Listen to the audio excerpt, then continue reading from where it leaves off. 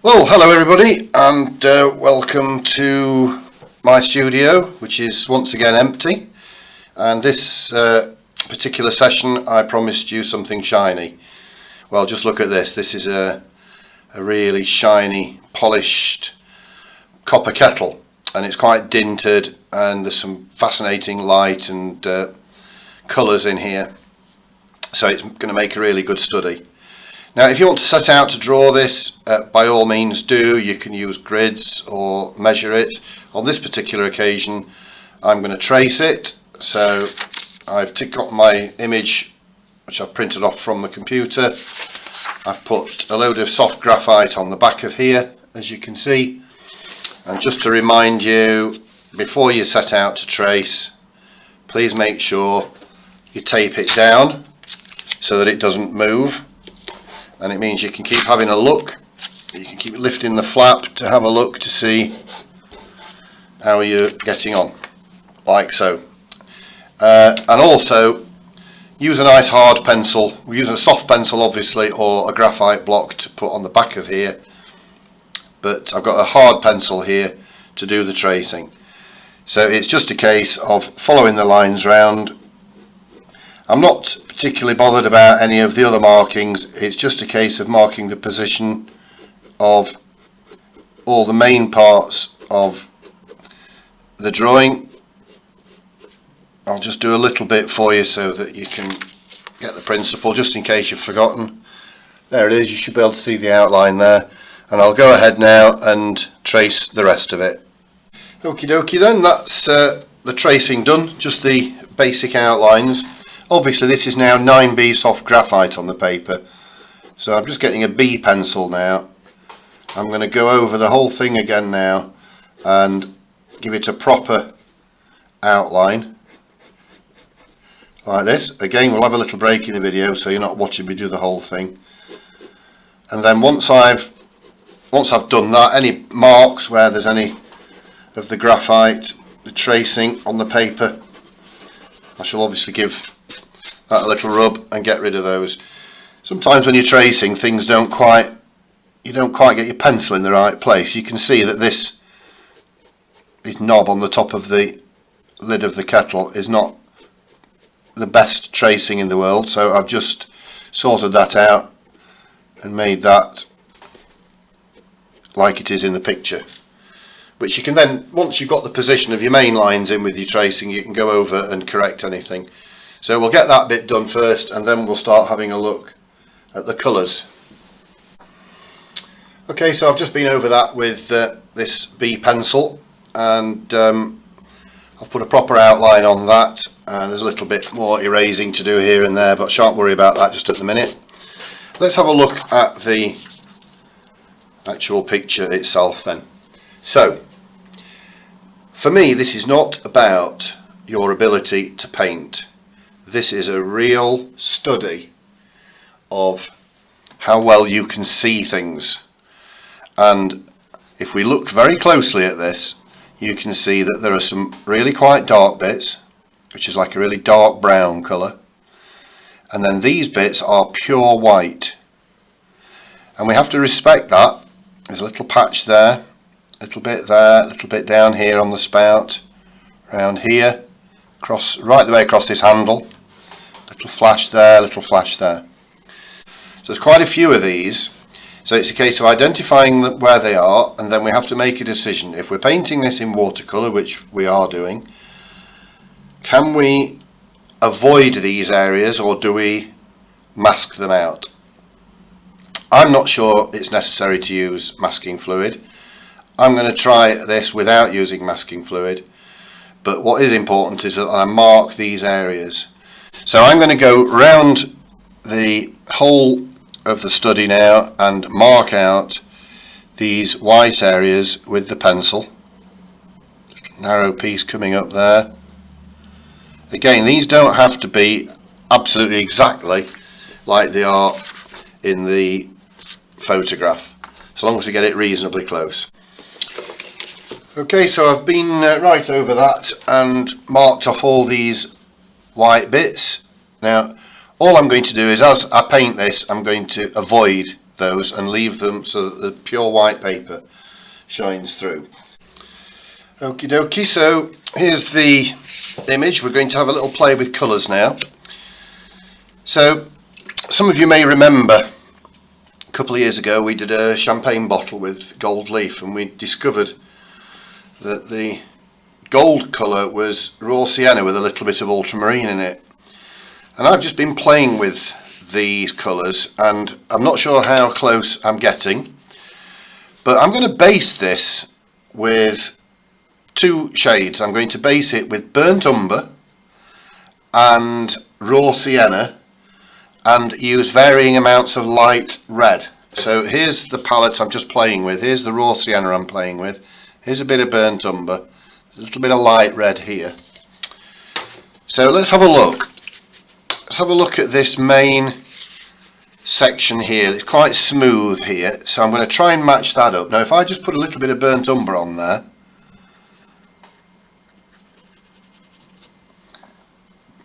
there's a tiny bit of light red in that.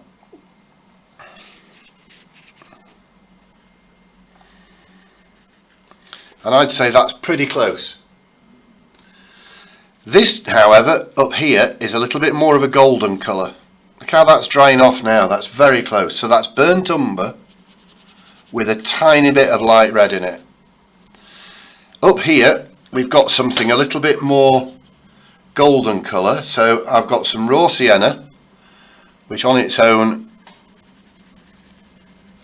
is just a little bit too yellow, but if we just put again a tiny bit of light red in that, we can just colour it off and get something closer to that golden colour. There we are, you can see it there. Let's move it across.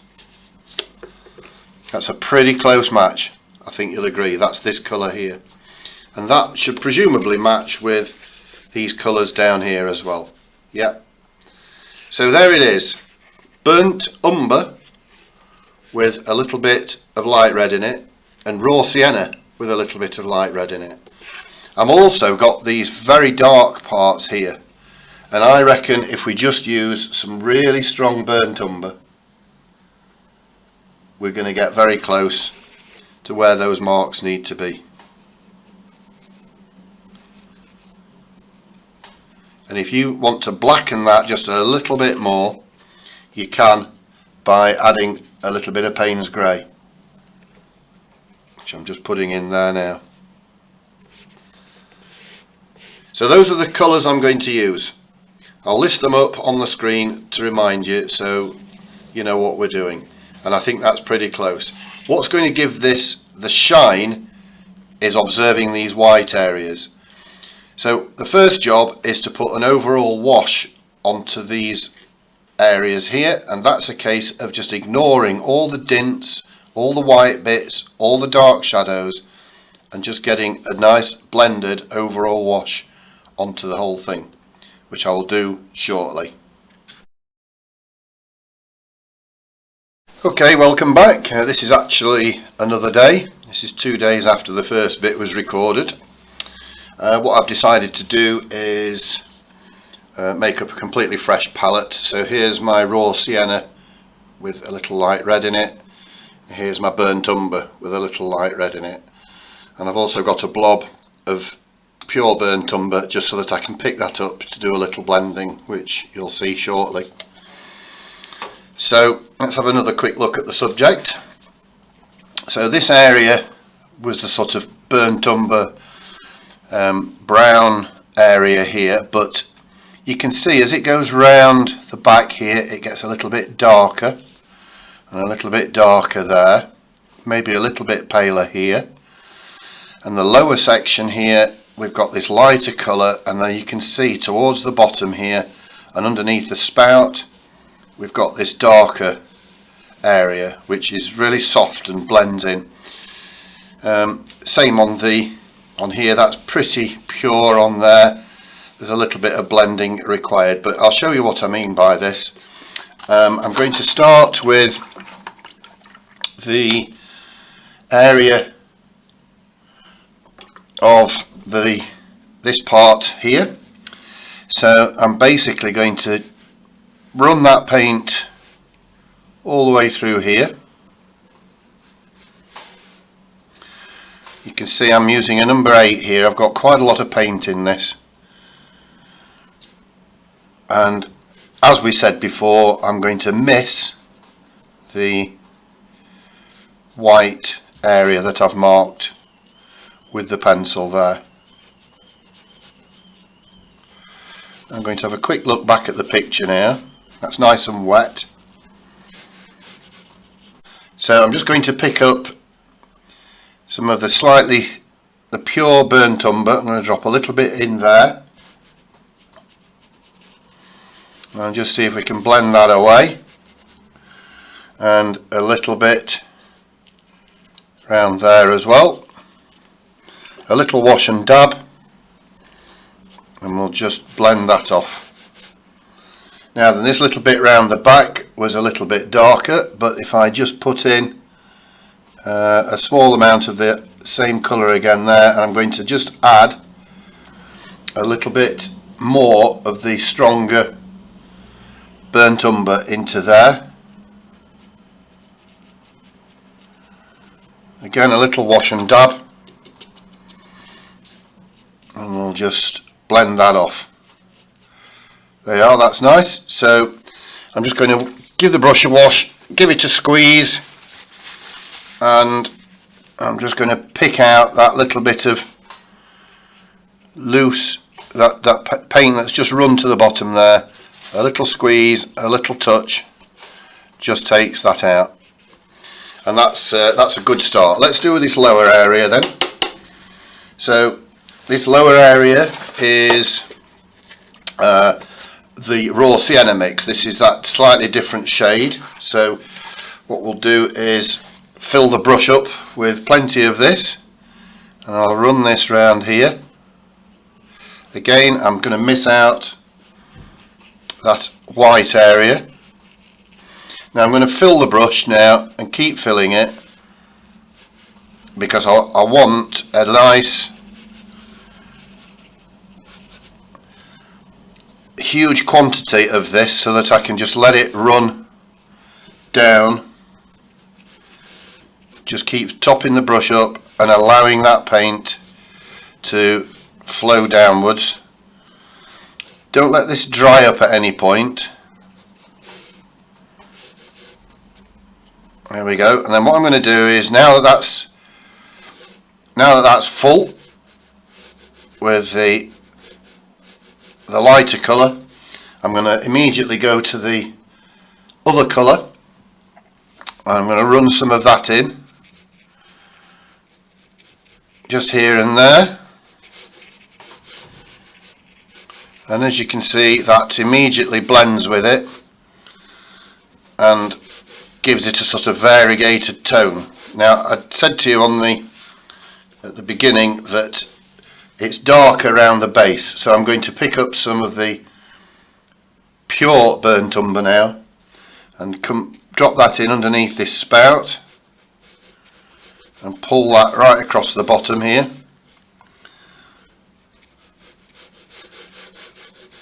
Like that. And I may just get a little bit more, because I think we can exaggerate this. That's it. That's the way. That's a really nice quantity. And just like before, I'm going to just wash the brush and dab it. Remember, that's a dab. You don't empty the brush. I'm just using the side of the brush now to blend that away, like so. I'm going to let that dry, and then we'll move on to the next bit. Okay, so I've been over the whole of the pot as I can see it now, the whole kettle, and I've left the white bits and where I wanted them, and I've put some paint now on all of these background, what I call the background areas, and I've got some nice strong blends in there, so it already looks quite curvy. It almost already looks quite three-dimensional. So it's not going to start looking really shiny until we start putting on some of the darker bits, which we're going to do now. So it really is now just a case of focusing on these main areas now, which have got quite hard edges, these dark brown areas here, and then these darker sort of golden brown colours round here. But what I'm going to do is, before I start that, I'm going to erase all the pencil now. Okay, I've been over the whole of that now and taken off most of the pencil. Some of it you can still see under the paint. I've noticed this edge is a little bit bobbly, but that's okay, I can sort that out. But it's taken off the majority of the pencil lines now along these marks. So the next thing I'm going to do is I'm going to go for these mid gold tones here. So this is some of the burnt umber light red mix, and I'm going to paint some of those in. So I'm just using my Spearhead number 6 brush here, and let's just start by going up the side of this handle here where it fixes on. You can see there are a couple of places here where it's quite dark. Comes across there like that, a little bit right on the tip, and it's just a case of going round now and putting in some lovely sleek lines like this, and then there's quite a broad one that comes right on around the inside of this and comes right underneath that white flash there. It's only a very narrow flash, that one, so I just need to get that one really nice and narrow. Just try and broaden that a little bit. There it is. And that's what I'm going to do now. I'm just going to focus on getting these darker areas in. Let's just do one more while we're at it. There's this one here which comes right across this area here. It's just slightly tapered, and that comes all the way through there, across here to the other side, like so, and then there's one underneath it as well, which, in fact, there's two underneath. There's one that sits right across the bottom there and then sort of comes up a little like that, and then there's a little gap, and there's another one comes across like that.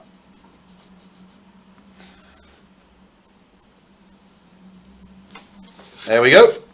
So it's just a case of going around the whole thing now and observing all these areas, and hope that by the time we've finished we end up with something looking really shiny. Right, so that's progressed on quite nicely, and as you can see, that looks absolutely amazing, really shiny. Just a few finishing touches really now.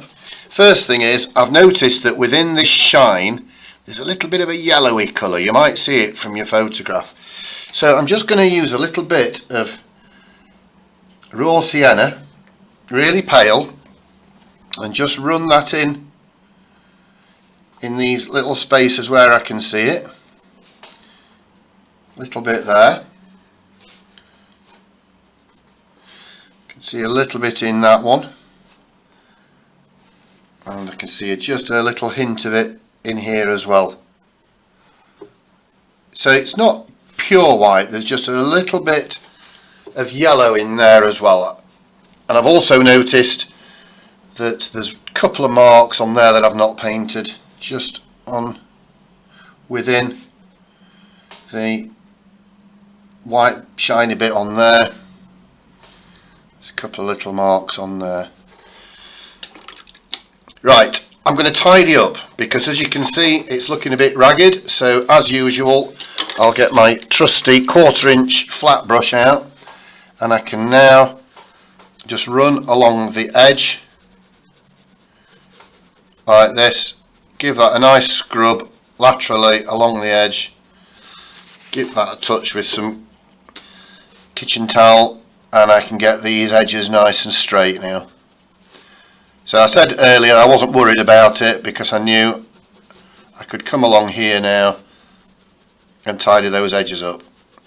And if you can see any pencil, which I can there, if I just make sure I remove the paint from the pencil, so you might just be able to see there's one or two pencil marks there. Once this is dry, I'm going to erase those off. So the next time you see this, I'll have tidied all this up. There's a little bit there where it's a bit raggy. I'm going to tidy it up, and then we're just going to put a shadow on. Okay, I'm going to call that finished, apart from this shadow. So let's have a quick look. We're sat on this tabletop here. There's a very soft ambient shadow here, quite a hard dark shadow here which comes out into this softer shadow. So this is not ridiculously difficult to do, but you do need some clean water. So I'm just going to get a number 10 brush, and I'm going to put some water all the way across here.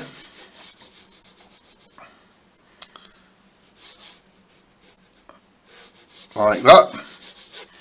Just so that I can get this soft shadow and it's not going to leave a mark. The water does need to be clean, so it doesn't leave an edge here and here where the water comes to an end. But I just want to make sure I get plenty of nice sheen of water on that whole area there. I'll just switch to a number 6, and I'm going to use the burnt umber light red mix for this. Just going to put a little in the brush, and we'll just start off by painting, putting a little bit of paint there, and then I'm going to just pull that gently that way.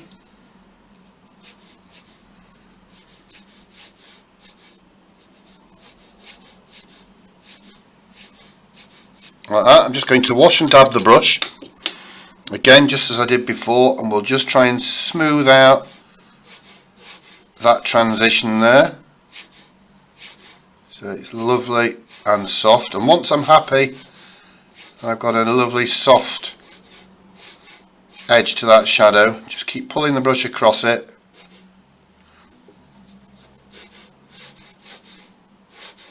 Like that. That looks pretty good. Pull a little bit of that away. Nice.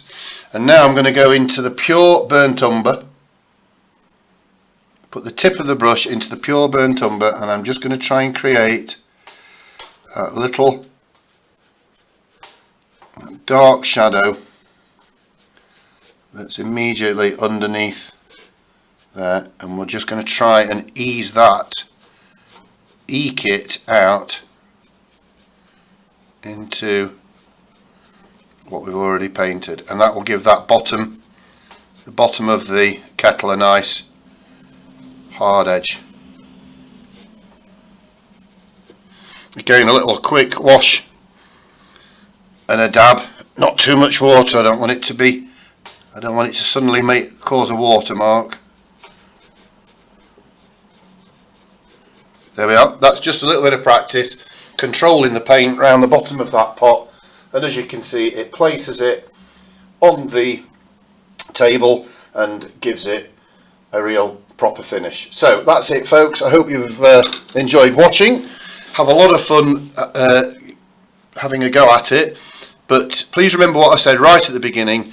This really is a serious test of your observation skills.